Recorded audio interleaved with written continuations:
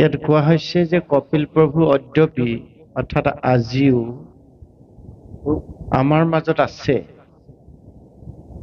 কপিল ঈশ্বৰ আজিও আচন্ত সাংখ্য পথ প্ৰৱৰ্তাই তিনিও লোকৰ কুশলক মাত্ৰ চিন্তন্ত প্ৰভু সদায়। প্ৰভু কপিলে ভগৱন্তৰ ২৪ অৱতাৰৰ অন্যতম এক অৱতাৰ ধাৰণ কৰি তিনি লোকৰ কল্যাণৰ অৰ্থে আজিও সাংখ্য ভক্তি প্ৰৱৰ্তন কৰি আছে। তিনিও লোকৰ কুশলক মাত্ৰ, ইয়াত সিদ্ধান্ত দিছে, মাত্ৰ শব্দটোত গুৰুত্ব দিছে।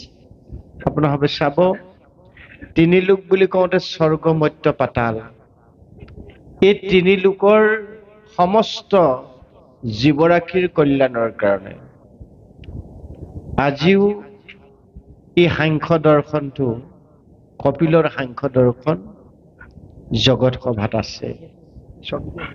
ইয়াত কুশলক মাত্ৰ শব্দটোত বিশেষ গুৰুত্ব দিয়া হৈছে। সাংখ্য হল জীৱনৰ অংক, অৰ্থাৎ সাংখ্য হল অংক, কাৰণ আমাৰ জীৱনটোৱে হল অংকৰ সমষ্টি। ইয়াত যুগৰ কথা কৈছে, সাংখ্য যুগ, ভক্তি যুগ।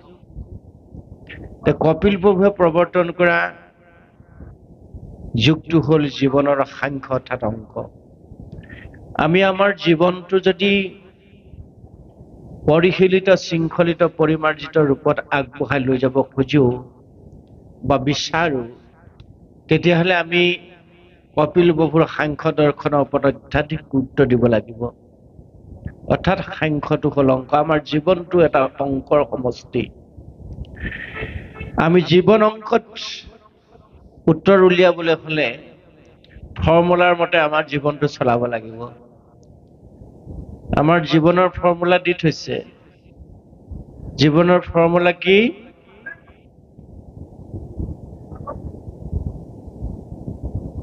শৰণ, ভজন, ভক্তি, সদাচাৰ, এই চাৰিটা। জীৱন ফৰ্মুলা চাৰিটা আছে আমাৰ, শৰণ, ভজন, ভক্তি, সদাচাৰ।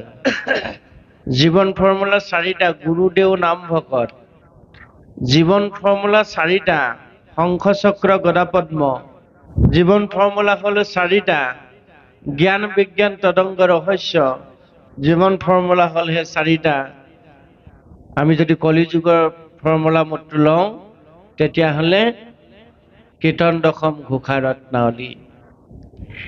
এই চাৰি গ্ৰন্থৰ আধাৰত শংখ চক্ৰ গদা পদ্ম, গুৰুদেও নাম ভকত, জ্ঞান বিজ্ঞান তদংগ ৰহস্য, শৰণ ভজন ভক্তি সদাচাৰ, এই চাৰিটা হল আমাৰ জীৱনৰ অংক। এই চাৰিটা অংকৰ চাৰিটা ফৰ্মুলা আমাক দিছে। এই ফৰ্মুলা মতে আমি জীৱনটো চলাবই লাগিব। গুৰুদেও নাম ভকতৰ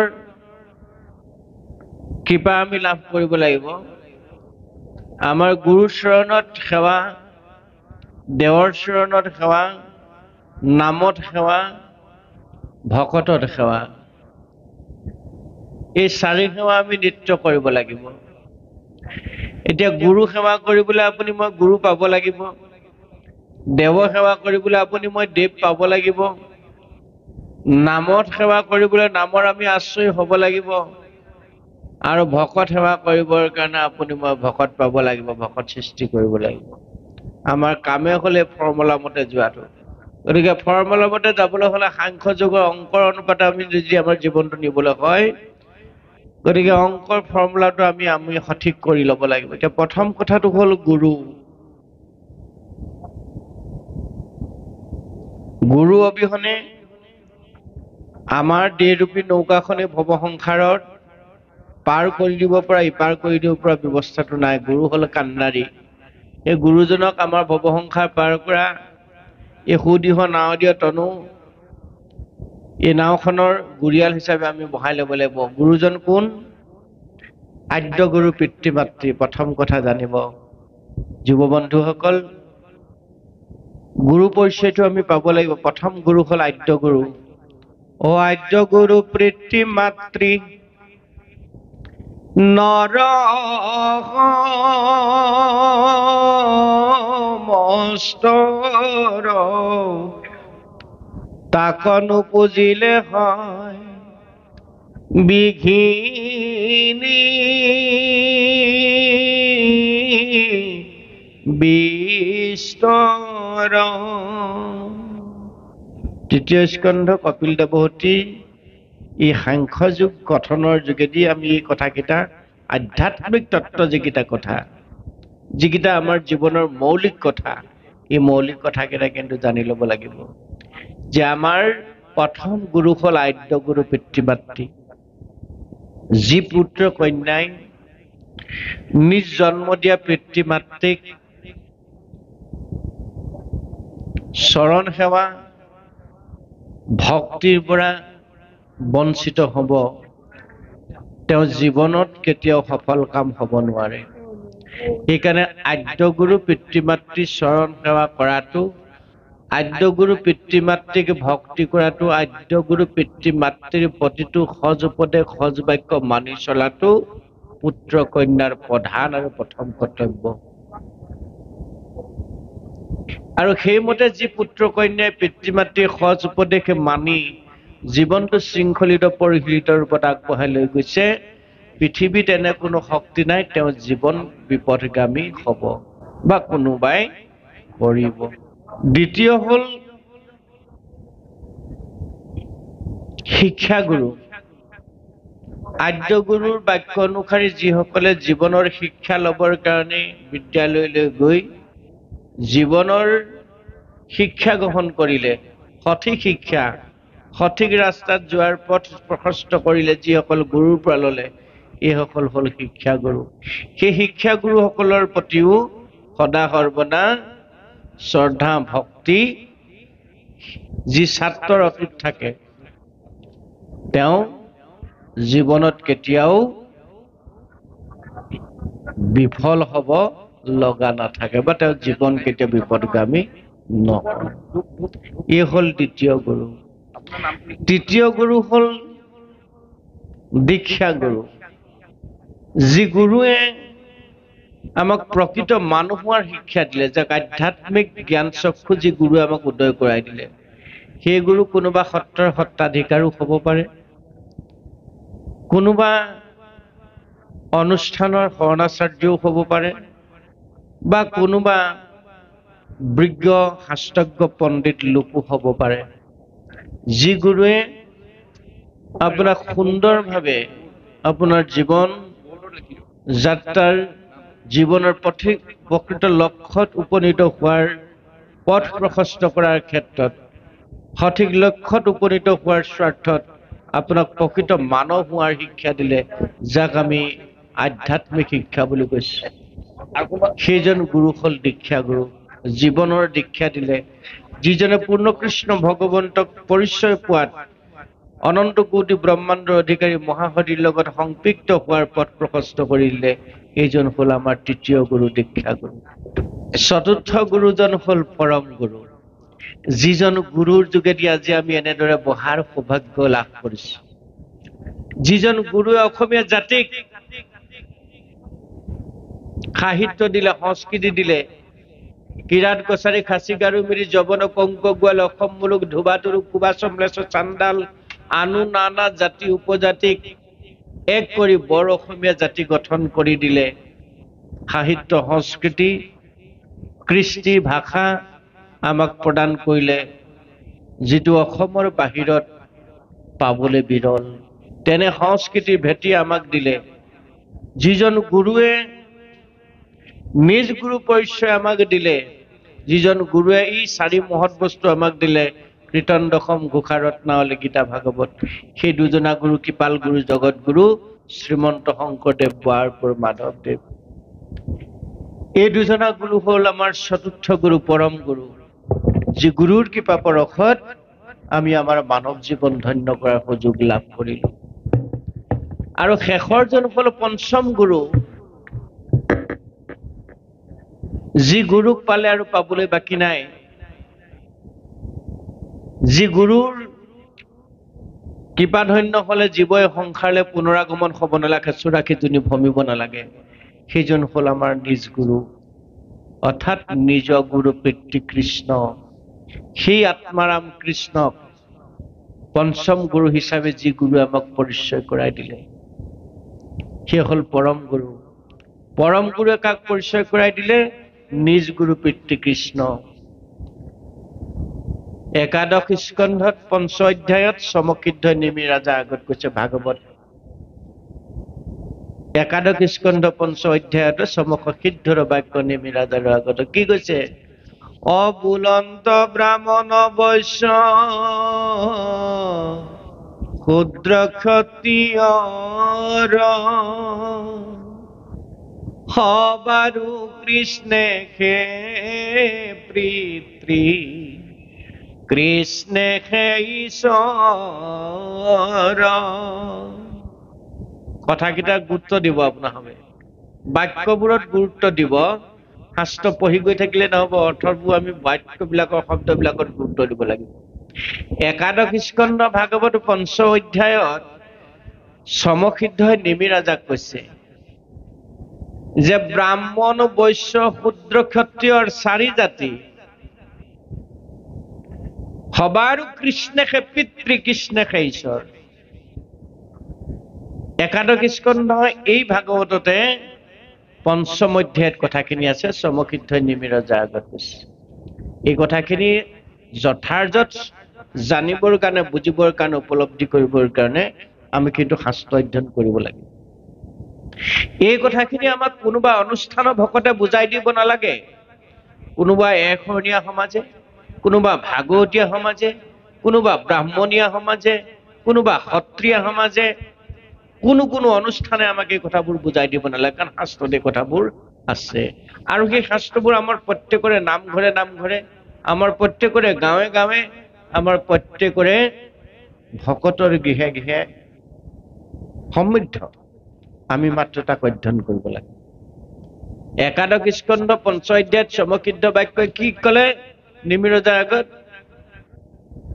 অবুলন্ত ব্ৰাহ্মণ বৈশ্য ক্ষুদ্ৰ ক্ষত্ৰিয়ৰ সবাৰু কৃষ্ণেকে পিতৃ কৃষ্ণেকে ঈশ্বৰ। ব্ৰাহ্মণ বৈশ্য শূদ্ৰ ক্ষত্ৰিয়, এই 4 জাতি। গতিকে এই 4 জাতি ব্ৰাহ্মণ বৈশ্য শূদ্ৰ ক্ষত্ৰিয়ৰ সবাৰু কৃষ্ণেকে পিতৃ কৃষ্ণেকে ঈশ্বৰ। এই 4 জাতিৰ পিতৃ হল কৃষ্ণ আৰু সেইজনে হল ঈশ্বৰ, নিৰূপণ কৰিলে দ্বিতীয়বাৰ। অহেনয় কৃষ্ণক নাজা নিয়ান ভজয় ধৰ্ম ভস্ত হুয়া ঘূৰ নৰকে পৰয়। সেইজন কৃষ্ণক যিসকলে নাজানে নভজে, সেইজন কৃষ্ণক যিসকলে নাজানে, নাজানি যিসকলে নভজে, সেইসকলৰ ধৰ্মভ্ৰষ্ট হব। প্ৰথম হেনয় কৃষ্ণক নাজানিয়া নভজয় ধৰ্মভ্ৰষ্ট হুয়া ঘূৰ নৰকে পৰয়। 84খন নৰকৰ ভিতৰত অন্য নাম হল ঘূৰ নামৰ এখন নৰক। সেইখন নৰকত সেই জীৱ প্ৰৱেশ ঘটিব যিসকলে কৃষ্ণদেৱক নাজানে আৰু নভজে। এইটো নাজানি নভজা কথা, মনত ৰাখিব।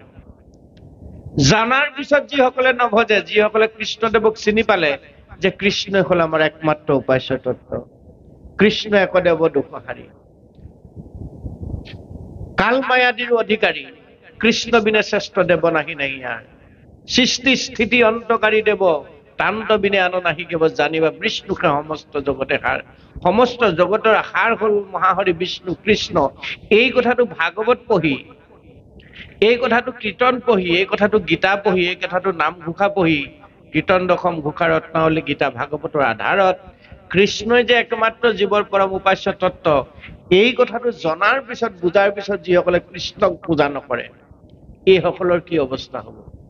এই কথাখিনি কিন্তু জনা ভাল। সেইকাৰণে আমাৰ জীৱনটো অংকৰ সমষ্টি। আমি অংকৰ কথাখিনি জানিব লাগিব, সাংখ্যৰ কথাখিনি। নাজানিলে নকৰিলে দুখ অকণমান থাকে, জনাৰ পিছত যদি নকৰো নুবুজো অগৰুৱা হৈ যুঁজো, তেতিয়াহ'লে তেওঁ দুখ বা পাপ মেৰু সমান বুলি কৈছে। সেইকাৰণে জানি কৰে নাজানি কৰে ৰেণু সমান, জানি কৰে মেৰু সমান। এতিয়া আমি মেৰু সমান পাপেৰে পৰিপূৰ্ণ জীৱ হৈ আছো। ৰেণু সমান পাপ আমাৰ নহয়, আমাৰ মেৰু সমান পাপ হৈছে। কাৰণ যিসকলে আমি সমাজৰ নেতৃত্ব দিওঁ, যিসকলে আমি সমাজ এখন আগবঢ়াই নিবৰ কাৰণে নাম প্ৰসংগ কীৰ্তন দশম ঘোষা ৰত্নাৱলী গীতাৰ আধাৰত সমাজৰ এটা দিশ নিৰ্ণয় কৰিবলৈ আমি যত্ন কৰোঁ, সেইসকলে যদি ঈশ্বৰ কৃষ্ণৰ ব্যতিৰেকে শাস্ত্ৰৰ বিপৰীত কৰ্মত আমি নিজক নিয়োগ কৰিছো, তেতিয়াহ'লে এইসকলে জানি কৰা ভুল হৈছে। জানি কৰা ভুলৰ কাৰণে আমাৰ দুখটো সবাতকৈ বেছি হ'ব। সেইকাৰণে প্ৰভু সমস্ত আমাক কৃপালু গুৰুসকলে বৰ সুন্দৰভাৱে বৰগীতত দিছে। আমাৰ চেতিয়া প্ৰভুৱে নামত কেতিয়াবা বৰ ধুনীয়াকে গায় বৰগীত। য'তে তৈতে নাথাকৈ হৰি নামৰ ৰত্ন, মহন্ত দোকানী কৰি ৰাখে মহাযত্ন। সেইকাৰণে কৃষ্ণ কথা আমি খুব সুন্দৰভাৱে শুনিবলৈ যত্ন কৰিব লাগিব। এই জানাৰ পিছত, এই কথাবোৰ বুজাৰ পিছত, উপলব্ধি কৰাৰ পিছত আমি যিসকলে কথাখিনি কায় বাক্য মন সমৰ্পণ কৰি নুশুনো, তেতিয়াহ'লে আমাৰ অৱস্থা কি হ'ব বুলি কৈছে? নাজানিলে কি হ'ব? হেনয় কৃষ্ণক নাজানিয়া নৱজয় ধৰ্মভ্ৰষ্ট হৈ ঘূৰ নৰক পৰয়। সেইজনৰ ধৰ্মভ্ৰষ্ট হ'ল, তেওঁ নৰকগামী হ'ব লগা হ'ল। তেওঁ যেনিবা নৰক দৰ্শন কৰি আহিলে, আকৌ তেওঁ পুণ্য ক্ষেত্ৰলৈ অহাৰ সুযোগ লাভ কৰিব। কিন্তু জানি যদি ভুল কৰে, তেওঁ কোটি কোটি বাৰ কি হ'ব বুলি কৈছে? অজানিয়া কৃষ্ণক যিটো নকৰে ভকতি,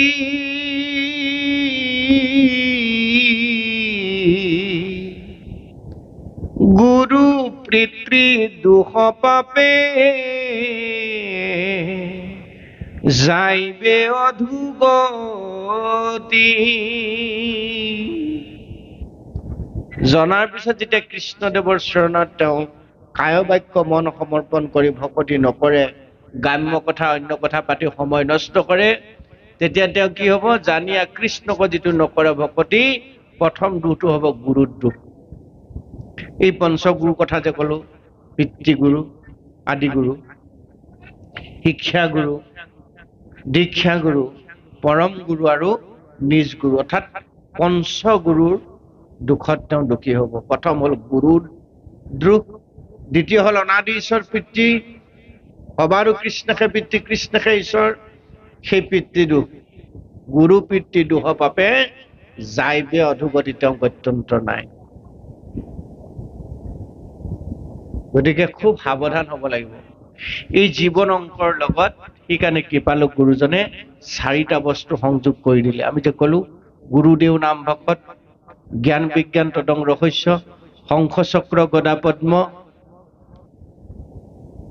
তাৰ লগত চাৰিটা বস্তু দিলে, শৰণ ভজন ভক্তি সদাচাৰ। মূল বস্তু কিন্তু এই চাৰিটা। আমি প্ৰথম গুৰু সেৱা কৰিলো, নহয় নে? পঞ্চগুৰু। তাৰপিছত দেৱৰ পৰিচয় ললো। তাৰপিছত আমি কাৰ আশ্ৰয় কৰিলো? নামৰ আশ্ৰয় কৰিলো। তাৰপিছত শেষৰ ভাগ কাট দিলো ভকতত। নাম কোনে কোনে গায়? ভকতে গায়। নামৰ আশ্ৰয় লোৱাৰ পিছত আমি ভকতৰ সৌধ তৈয়াৰ কৰি নাম পৰিবেশন কৰিলো। নাম গাবলৈ হলে ভকত লাগিবই, মনত ৰাখিব।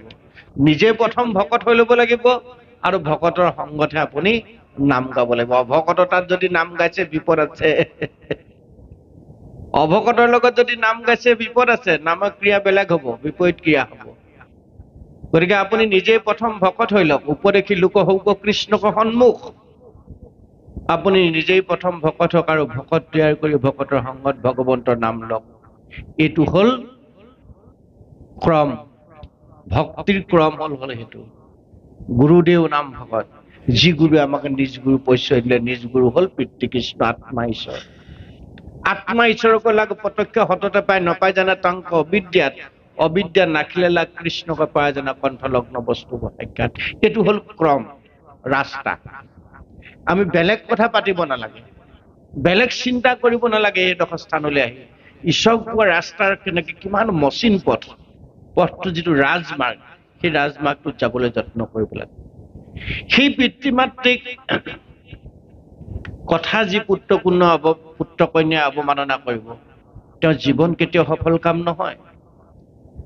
যি পিতৃ মাতৃয়ে 9 মাহ 10 দিন মনত ৰাখিব, হিচাপ কৰি ৰাখিব, 9 মাহ 10 দিন নিজৰ পুত্ৰ কন্যাক গৰ্ভত ধাৰণ কৰি ভূমিষ্ঠ কৰাই প্ৰকৃত মানুহ হোৱাৰ ব্যৱস্থা কৰি দিলে। নিজে নেখাই খোৱালে, নিজে টোপনি ক্ষতি কৰি পুত্ৰ সন্তানৰ কল্যাণ সাধনৰ কাৰণে সৰ্বস্ব ত্যাগ কৰিলে। আৰু 1 বছৰ 2 বছৰ 6 মাহ লৈ পুত্ৰ কন্যাই পিতৃ মাতৃক লালন পালন কৰিবলৈ পায়। নিজ পিতৃ মাতৃক যদি বৃদ্ধাশ্ৰমত থবলগীয়া অৱস্থাটো হয়, তাতোতকৈ দুখৰ কথা কিবা থাকিব পাৰে নেকি? পাৰে নেকি? অসমততো বৃদ্ধাশ্ৰম শব্দটোৱে আহিব নালাগিছিল, থাকিব নালাগিছিল। যিখন অসমত কৃপাল গুৰু জগত গুৰু শংকৰ মাধৱে 600 বছৰ 550 বছৰ আগতে আমাক কীৰ্তন দশম ঘোষা ৰত্নাৱলী গীতা ভাগৱত মানৱ জীৱনৰ জীৱন দায়িনী গ্ৰন্থ, মানৱ জীৱনৰ অমৃত দায়িনী গ্ৰন্থ মহামন্ত্ৰ আমাক দি থৈ গ'ল। সেইখন অসমত বৃদ্ধাশ্ৰমৰ কথাই থাকিব নালাগিছিল। কিয় আহিল আচলতে? আমি যিমানেই ধৰ্ম কৰিছো বুলি নকওঁ কিয়, আমাৰ কৰ্মবিলাক কিন্তু ধৰ্মৰ বিপৰীত হৈছে। ধৰ্মৰ প্ৰকৃত ধৰ্ম দেখি আমি আগবাঢ়ি যাব পৰা নাই। যাৰ কাৰণে আমাৰ আজিৰ প্ৰেক্ষাপটত আজি আমাৰ এইটো অৱস্থা আমি আহিবলৈ বাধ্য হৈছে, বা আমাৰ তেনেকুৱা এটা অৱস্থাৰ মাজলৈ আমি গতি কৰিব লগা হৈছে। সেইকাৰণে কৈছে যে সেইজন কৃষ্ণৰ চৰণত আমাৰ অচলা ভক্তি হ'ব লাগিব। আমাক দেখুৱালে যে সবাৰো কৃষ্ণকে পিতৃ, কৃষ্ণকে ঈশ্বৰ, আৰু সেইজন কৃষ্ণক আমি জানি পিনে সঠিকভাৱে ভজনা কৰিব লাগিব। নাজানি ভজিলে কি হয়, জানি কৰিলে কি হয়? জানিয়া কৃষ্ণক যিটো নকৰে ভকতি, গুৰু পিতৃ দুখ পাপে যায় বে অধোগতি, সেইজনৰ কিন্তু গত্যন্তৰ নাই। সেইকাৰণে খুব সাৱধান। জানিয়া কৃষ্ণক যিটো নকৰে ভকতি, গুৰু পিতৃ দুখ পাপে যায় বে অধোগতি। তাৰ বিপৰীতে আমাক কি ক'বলৈ ক'লে? হেন জানি। সেইকাৰণে হেন জানি সৰ্বনৰে হেৰিয়া কাম পাতক চাৰুক ডাকি বোলা ৰাম ৰাম। শেষত যে নাই, আমাৰ প্ৰতিটো অধ্যায়ৰ শেষত লেছাইয়ে হওক, দুলৈয়ে হওক, ছবিয়ে হওক, শেষত যে ডাকি বোলে ৰাম ৰাম, ভুখিওপ হৰি হৰি। কিয় কয়? যে যিবোৰ কাহিনী কৈ গ'ল আগত, দুলৈ চন্দ্ৰ হওক, পদচন্দ্ৰ হওক, ছবি চন্দ্ৰ হওক, যিটো কাহিনী কৈ আছে, কাহিনী সাৰ অংশটো হ'ল এইটো যে সমস্ত কথাবিলাক বাদ দি কায় বাক্য মনে সুদৃঢ় বিশ্বাস, একান্ত ভাৱে সত্যে সত্যে সত্যে ভগৱন্তৰ চৰণত নিজক সমৰ্পণ কৰা, আৰু নামত আশ্ৰয় কৰা, বেলেগত নহয়। কাৰ নাম? ঈশ্বৰৰ নাম। বেলেগ একো কোৱা নাই। যে দুটা কথা কৈছে, কৃষ্ণই একমাত্ৰ ঈশ্বৰ, সেই কৃষ্ণক পোৱাৰ উপায়টো হ'ল ভক্তি। ভক্তি কি এতিয়া আমাক কৈ দিলে, শৰীৰ নামেইব নামেইব নামেইব মম জীৱনং কলো নাস্তিব্য নাস্তিব্য নাস্তিব্য গতি অন্যথা, শৰীৰ নামেখে নামেখে নামেখে জীৱনো আমাৰ কলিযুগে গতি আৰু নাই হাৰে হাৰ। কলিযুগে ঈশ্বৰৰ নামৰ বাদে বেলেগ একো উপায় নাই। আপুনি নাম লওক, কেৱল মাত্ৰ নাম, কেৱল নাম।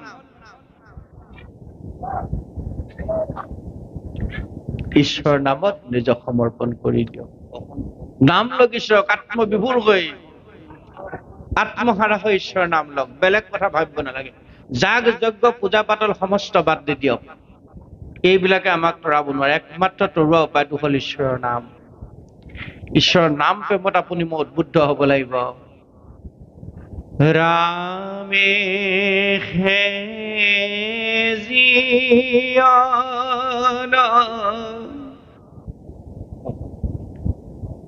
ৰামে হে প্ৰাণ, ঈশ্বৰ নাম ৰাম। ৰাম বিন বিনে নাহি বান্ধব আন ৰামে জীৱন মনত ৰাখিব মোৰ জীৱন হল ৰাম মোৰ প্ৰাণ কৃষ্ণ হল ৰাম ৰামে প্ৰাণ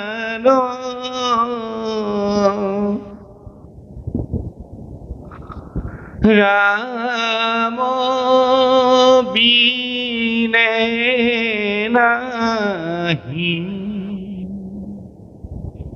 বান্ধব আন এই যিটো পৰম তত্ত্ব এই তত্ত্ব যি উপলব্ধি কৰিছে সৰ্বক্ষণে এই তত্ত্ব উপলব্ধি কৰি জীৱন যি ৰামৰ চৰণত সমৰ্পণ কৰিছে দেহ যিসকলে সমৰ্পণ কৰিছে বাক্য যিসকলে সমৰ্পণ কৰিছে মন যিসকলে সমৰ্পণ কৰিছে এই সকলক এৰি ভগৱন্ত থাকিব নোৱাৰে কাৰণ ৰাম ওলাই গ'ল বুলিলে শেষেই নহয় ট্ৰেন্সফৰ্মাৰটো যেতিয়া বেলডাল পৰি যাব আপোনাৰ লাইট নজ্বলিব ফেন নচলিব ৱাশ্বিং মেচিন নচলিব চলিব জানো যিমান আছে কাৰেণ্টৰ যোগেদি চলা বস্তু কিবা চলিব মূল শক্তিটো কি বেলডাল কৰ বেল ট্ৰেন্সফৰ্মাৰ বেল ট্ৰেন্সফৰ্মাৰ বেলডাল পৰি যোৱাৰ লগে লগে এই গাঁওখন অন্ধকাৰ হৈ গ'ল গাঁওখনৰ কাৰ ঘৰত কি আছিল সকলো নিষ্প্ৰভ হৈ যাব ঠিক আমাৰ দেশৰো বেলডাল যিদিনা পৰিব মন ভাগ সেই কথাটোকে কৈছে জীৱাত্মাৰূপী মনক পৰমাত্মাৰূপী ভগৱন্ত সেই কথাটোকে কৈছে যদি মই তোমাক এৰা দিওঁ কোনোবা দিনা তোমাৰ কিন্তু গত্যন্তৰ নাই গতিকে সেই মন ভাই তুমি মোৰ লগত সংপৃক্ত হোৱা পৰমাত্মাৰূপী ভগৱন্তই জীৱাত্মাৰূপী মনক কৈ আছে এইটো হল তত্ত্ব বিচাৰ দেহ বিচাৰ বুলি যে পৰম সত্য কথা হল সেইটো নামঘোষাত বুঢ়াপুৰ মাধৱদেৱ সুন্দৰ ঘোষা এজনা লিখিছে অচৰ্য বিভূতি বলহমে ভজে যিটো মোক নৰুত্ৰমে সিও ভৈল মূৰ ময়ো ভৈলো তাৰ বৈশ্য ভগৱন্ত কৈছে যে সেই ধন টকা ঐশ্বৰ্য বিভূতি হা সম্পত্তি পুত্ৰ ভাৰ্য সহিতে সপৰিয়ালে যিসকলে মোৰ চৰণত সমৰ্পিত হৈ গল সেইখন ঘৰ সদায় মোৰ অধীনত থাকিব ঈশ্বৰে কৈছে সেইখন ঘৰৰ নীলগৰ ঢৌ পূজা মই নীলগতে দূৰ কৰো সুমংগল সুবাস দি সেই ঘৰখনক মোৰ আশ্ৰয়ত মই সদায় ৰাখো এইখন ঘৰ কেতিয়াও বাহতল হ'ব নোৱাৰে সেইখন ঘৰ কেতিয়াও হৰপৰালয় হ'বলৈ মই নিদিওঁ সেইখন সদায় আশ্ৰম ৰূপে মই চিহ্নিত কৰোঁ যাহাৰ গৃহত নাহি উপগত একান্ত হৰি ভকত তাৰ গৃহচয় হৰপৰালয় মহন্তৰ ইটো মত যাৰ ঘৰত একান্ত হৰি ভকতৰ পদধূলা নপৰে সেইখন হৰপৰালয় বুলি কৈছে এইটো মহন্তৰ মত অৰ্থাৎ ঈশ্বৰৰ মত ভগৱন্তৰ একান্ত ভকতৰ পদধূলা ভগৱন্তই নিজেই পেলাব আপুনি মই ভকত বিচাৰি হাবাথুৰি খাব নালাগে সাধু সন্ত মহন্ত আপোনাৰ মোৰ ঘৰত সদা সৰ্বদা ভগৱন্তই কৃপা পৰশত দিব সেইকাৰণে ৰামৰ চৰণত আমাক আশ্ৰয় হ'বলৈ ক'লে ৰামৰ বাদে বেলেগ কথা ভাবিবলৈ কোৱা নাই কেৱল মাত্ৰ ৰাম নাম ঈশ্বৰৰ নাম লোৱা ৰামেখে জীৱনৰ ৰামেখে প্ৰাণ ৰাম বিনে নাহি বান্ধৱ আন আমি বেলেগ কথা জানি বুজি একো লাভ নাই অসংখ্য কথা পৃথিৱীত আছে যিবোৰ কথাই আপোনাক মোক খেলি মেলিহে লগাব আমি জানিব লগা কথাকেইটা হ'ল এইকেইটা যিকেইটা জানিলে আৰু আপুনি বেলেগ জানিব নালাগে যিকেইটা নিত্য পালন কৰিলে আৰু আপুনি পালন কৰিব নালাগে আমি পুনৰ কৈছো এনেদৰে কীৰ্তন দশম ঘোষা ৰত্নাৱলী গীতা ভাগৱত ভিন্ন সুৰ দি আপুনি মই পাঠ কৰি থাকিব নালাগে যদি দেশৰ ধৰ্ম আপুনি অটুট ৰাখিব জানে বাক্য ধৰ্ম যদি আপুনি নিত্য অটুট ৰাখিব জানে মনৰ ধৰ্ম যদি আপুনি সদা সৰ্বদা পালন কৰিব জানে তেতিয়াহ'লে ভগৱন্তৰ কৃপা আপোনাৰ মোৰ শিৰত পোনপটীয়াকৈ পৰিব সবাৰো কৃষ্ণকে প্ৰতি যে কৃষ্ণকে ঈশ্বৰ সেইজন কৃষ্ণৰ কৃপা আমি সৰ্বক্ষণে লাভ কৰিবলৈ সক্ষম হওঁ সেইকাৰণে আমি ভগৱতক মাত্ৰ কেইটামান ঘোষাই প্ৰাৰ্থনা মাত্ৰ কৰিব লাগে যে হে প্ৰভু ভোগ ভোগ ঐশ্বৰ্য বিভূতি মোক একোকে নালাগে, লাগে মাত্ৰ তোমাৰ আতুল চৰণ। তুমি যেতিয়া মোৰ ওপৰত সুপ্ৰসন্ন হৈ থাকিবা, কি কৰিব পাৰে বিধি কিং কৰে মোক। ভগৱন্তই কৈছে যে মই যাকে দিওঁ বুলি কওঁ কোনেও নিব নোৱাৰে, মই যাকে নিদিওঁ বুলি কওঁ তেওঁ যিমান সাবাথুৰি খালেও পাব নোৱাৰে, হয় নহয়? তাৰ প্ৰমাণ আপোনালোকে নিশ্চয় পাইছে। ভক্ত প্ৰহ্লাদে আমাক কৈছে যে এৰা শিশু অৱনৰ যত কৰ্ম কৰিও কুমাৰকলে ভাগৱত ধৰ্ম। ধ্ৰুৱই সুন্দৰভাৱে দিলে মাহীমাকৰ অত্যাচাৰত। ধ্ৰুৱই পিতৃকুলাৰ পৰা বঞ্চিত হল, তেওঁ অৰণ্যলৈ কৃষ্ণ সাধনা কৰিবলৈ গ'ল। দেৱৰ্ষী নাথ সাধু সংগৰ যোগেদি তেওঁ কৃপা লাভ হৈ ভগৱন্তক দৰ্শন পাই পুনৰ পিতৃৰ সেই সিংহাসন লাভ কৰি সক্ষম হল। সেইকাৰণে আমাৰ এই চতুবৰ্গ সাধনৰ ক্ষেত্ৰত আমি 4টা বস্তু সদায় পালন কৰিব লাগিব। প্ৰথমটো হল শৰণ, দ্বিতীয়টো হল ভজন, তৃতীয়টো হল ভক্তি, চতুৰ্থটো হল সদাচাৰ। এই 4টা বস্তু আমাৰ জীৱনৰ প্ৰতি মুহূৰ্ত মুহূৰ্ত লাগিব।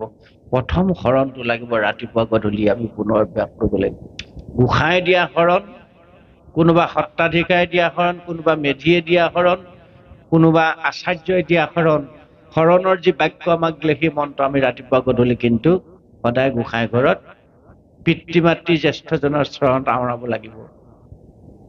ভজন বাক্য আমি তেনেদৰে আওৰাব লাগিব। শৰণ ভজন যাতে সদায় যেতিয়া আমি সাধনা কৰিম তেতিয়া আমাৰ হৃদয়খন ভক্তিৰে পৰিপূৰ্ণ হ'ব, মন ভক্তিৰে উদ্বেলিত হ'ব। ভক্তিপূৰ্ণ মনৰ অধিকাৰী হ'ম আমি, এখন ভক্তিপূৰ্ণ হৃদয়ৰ অধিকাৰী হ'ম। আৰু তেতিয়া কি হ'ব, আমাৰ জীৱনটো সদাচাৰী হ'ব। যাৰ জীৱন সদাচাৰী,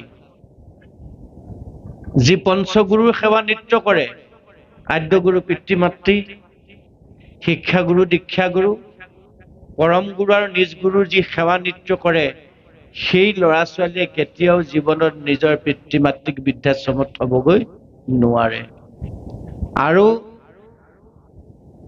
তেনে আদৰ্শৱান পুত্ৰ কন্যাৰ জীৱন কেতিয়াও বিপদগামী হ'ব নোৱাৰে। সেইবোৰ হ'ল জীৱনৰ শিক্ষা। এইটোৱে হ'ল জীৱনৰ অংক। সাংখ্য কপিল প্ৰভুৱে মাতৃক কৈ থকা কথাখিনি, বেলেগ কথা নাই কোৱা যে মা তুমি মোৰ ভক্তিত সাধন কৰা। এবিধেই মাত্ৰ ভক্তি, এই ভক্তি কি? নিৰ্গুণ ভক্তি। বাকী যিমানবোৰ দেখিছে এইবোৰ গুণময় সগুণ ভক্তি। সগুণ ভক্তিৰ যোগেদি জীৱৰ কল্যাণ সাধিত নহয়। ই সংসাৰলৈ আয়াত কৰিয়ে থাকিব লাগিব। অৰ্থাৎ আমি যেনেকৈ এটা নতুন চোলা পিন্ধি পুৰণা হোৱাৰ পিছত সেই চোলাটো বদলি কৰোঁ, আকৌ নতুন চোলা এটা পিন্ধো, ঠিক সেইদৰে এই দেহটো যোৱাৰ পিছত আমি বেলেগ এটা দেহ ল'ম, আকৌ আমি সেইটো দেহ যোৱাৰ পিছত বেলেগ এটা দেহ লৈ জীৱটো সংসাৰ চক্ৰলৈ বিভিন্ন জুনি বাগৰি বাগৰি দেহ ধাৰণ কৰি কৰি আয়াত কৰি থাকিব লাগে। সেই জীৱৰ কেতিয়াও কল্যাণ সাধন নহয়। সেইটোকে কৈছে জানিয়া কৃষ্ণক যিটো নকৰে ভকতি, গুৰু পিতৃ দুখৰ বাবে যাইবে অধোগতি, তেওঁ ঊৰ্ধ্বগামী গতি কেতিয়াও লাভ কৰিব নোৱাৰে। গতিকে আমাৰ জীৱন আমি ঊৰ্ধ্বগামী কৰিবই লাগিব, কাৰণ মৰিবৰ কাৰণে যিটো জন্ম হৈছো আমাৰ মৃত্যু অমৃতময় আমি কৰিব লাগিব।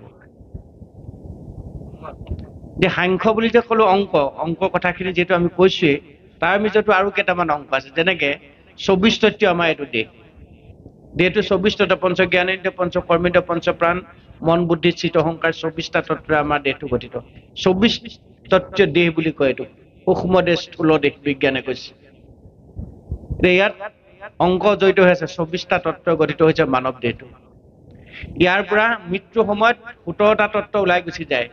পঞ্চ জ্ঞানেন্দ্ৰিয় গুণকেইটা যায়, পঞ্চ কৰ্মেন্দ্ৰিয় গুণকেইটা যায়, পঞ্চ প্ৰাণৰ গুণকেইটা যায়, 3, 5, 15, তাৰ লগত মন আৰু বুদ্ধিটো গুচি যায়। 15, 2, 17 তত্ত্ব এটা দেহ। এই 24 তত্ত্ব লিংগ মানে স্থূল দেহটোৰ পৰা মৃত্যুৰ সময়ত ওলাই যায়। মৃত্যুৰ সময়ত যে যাক স্মৰণ কৰে সেই গতি তেওঁ লাভ কৰে। এইটো হ'ল দেহৰ গতি। তাৰ ভিতৰত পঞ্চভূত ইয়াত থাকি যায়, তাক কোনোবাই পুতি পেলাই, কোনোবাই খৰি দি জ্বলাই পেলাই, কোনোবাই ক'ৰবাত পেলাই দিয়ে, পেলাই দিলে বিষ্ঠা হয়, পুতি থলে পলু হয়, জ্বলাই দিলে ছাই হয়। দেহৰ গতি হ'ল এইটো, বিষ্ঠা পলু ছাই। এতিয়া এই যে 24টা তত্ত্ব, এইটো এটা হ'ল অংক সাংখ্য।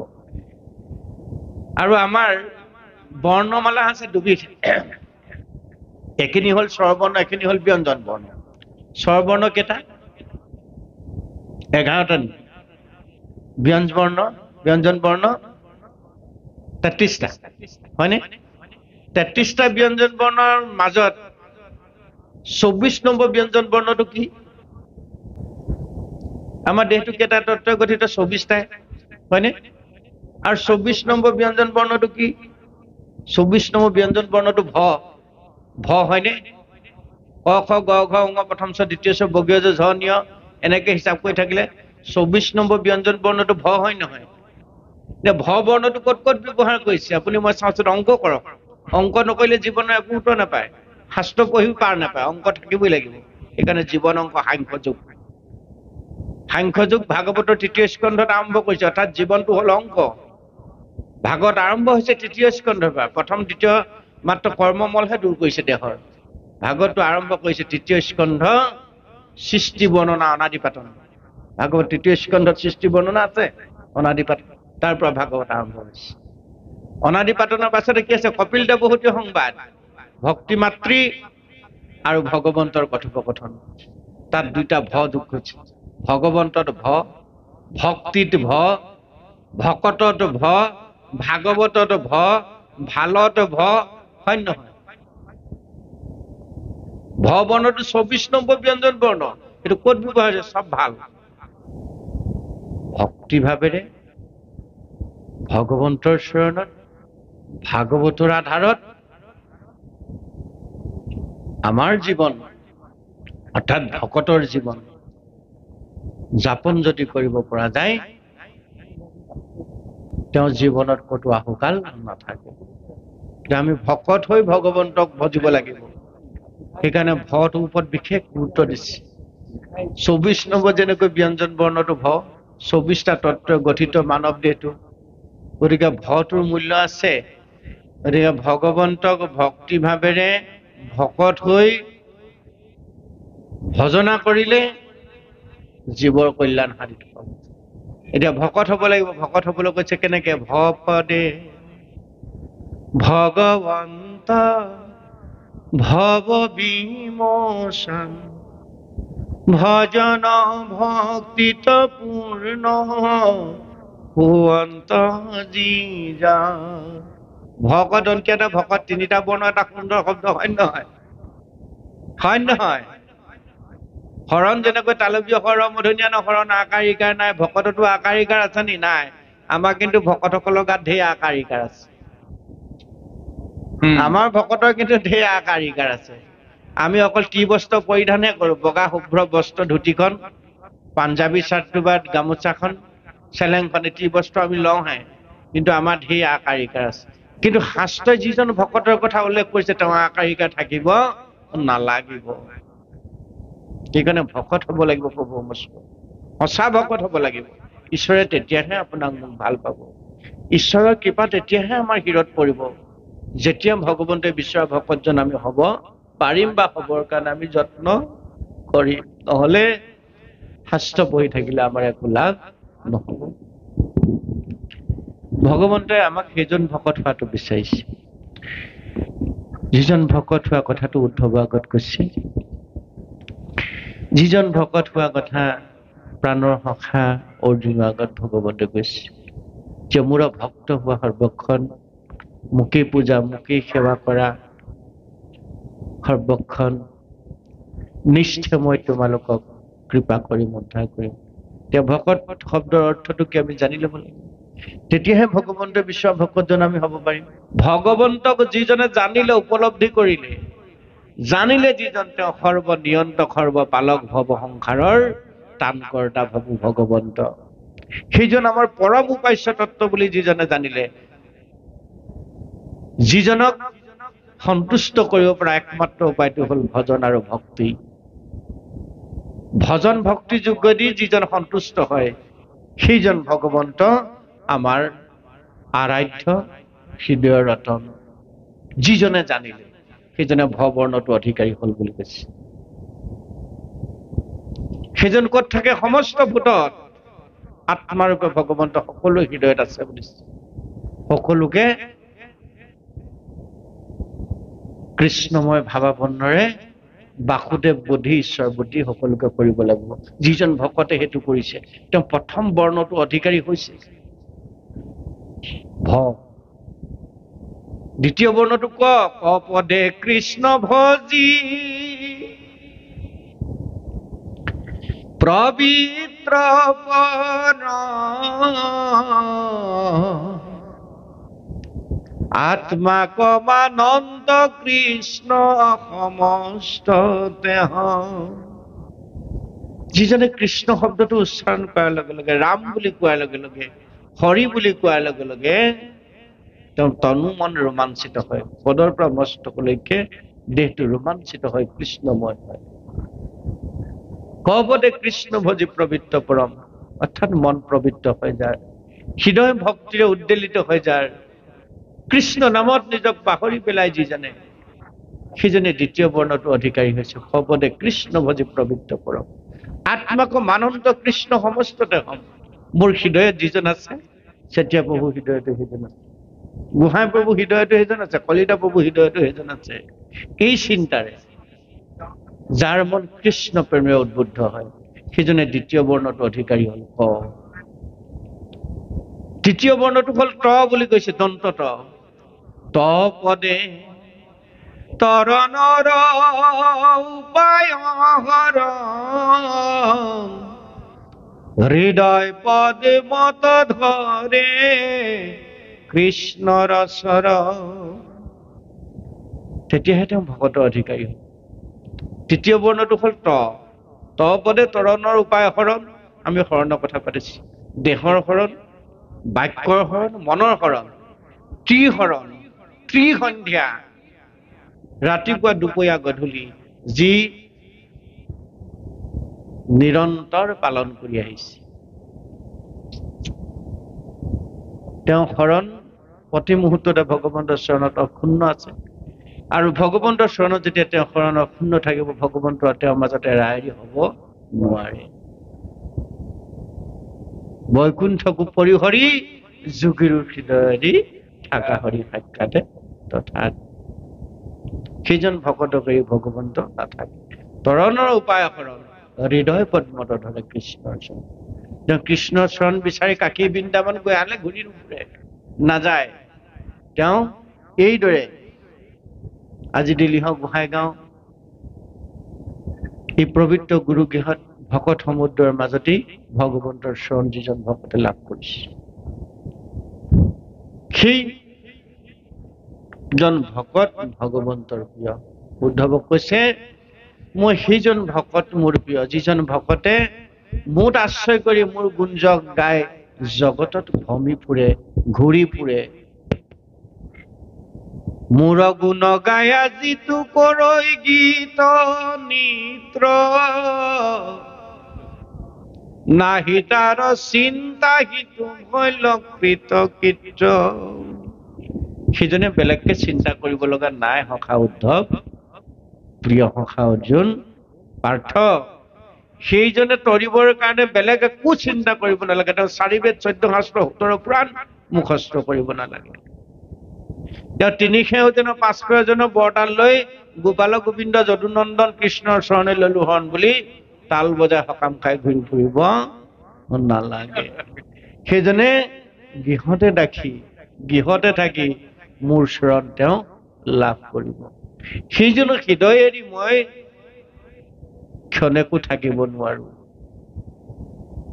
সেইকাৰণে কৈছে ভকতকে মোৰ হৃদয় জানিবা নিশ্চয়, ভকত জনৰ জানা আমিকে হৃদয়। সেইজন ভকত আৰু মোৰ মাজত কোনো এৰা এৰি নাই। সেইজন ভকতৰ কোনো আকাৰ ইকাৰ হস্যইকাৰ দীৰ্ঘইকাৰ নাই। তেনে ভকত হবৰ কাৰণে ভাগৱতে প্ৰতি মুহূৰ্তে মুহূৰ্তে আমাক নিৰ্দেশনা দিছে। আমি যদি তেনে ভকতৰ হবৰ কাৰণে হব পাৰো নোৱাৰো পাছৰ কথা, যদি যত্ন অকণমান কৰো, তেতিয়াহ'লে ভগৱন্তই আপুনি ভগৱন্তলৈ দ্বিভুজ আগবঢ়াই দিয়ক, 2খন হাত আগবঢ়াই দিয়ক। ভগৱন্তই চতুৰ্ভুজেৰে 4খন হাতেৰে ভকতক কৃপা কৰো বুলি কৈছে। ভকতৰ কাৰণে ভগৱন্তই চতুৰ্ভুজ ৰূপ ধাৰণ কৰে, আমি মাত্ৰ দ্বিভুজ 2খন হাত আগবঢ়াই দিব লাগে।